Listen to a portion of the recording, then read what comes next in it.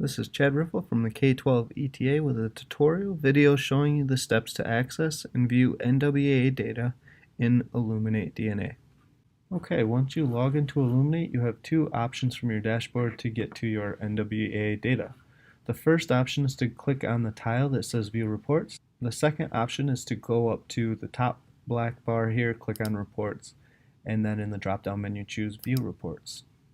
From the View Reports screen, we want to narrow our options down to our pre-built reports, and then in the search bar we want to just type in NWEA.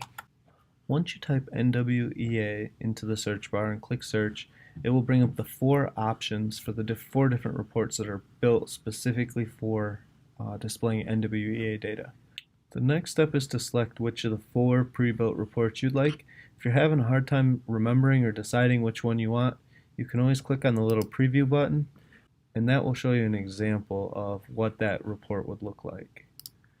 So you select the report you want, and the next step is to select the students that you want to see in the report and the years you want the report for.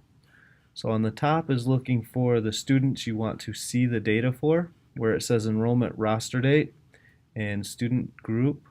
If you've created custom student groups, you could go with that. Otherwise, to view all your students, just do all students. Include reading and math is for the reading and the math NWEA assessments. Where it says current NWEA test year to include, it's just asking which year you'd like the NWEA scores for.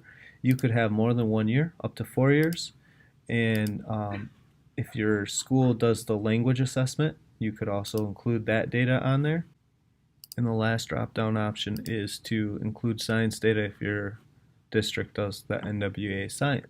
The three buttons at the bottom are going to give you options for how you want the report given to you. If you want to download it as a PDF file that you can then put on your hard drive or on your actual desktop, that's one option. I tend to use that when I'm going to print. Another option is to download it to an Excel spreadsheet or Excel document. And the last option is to view it in browser.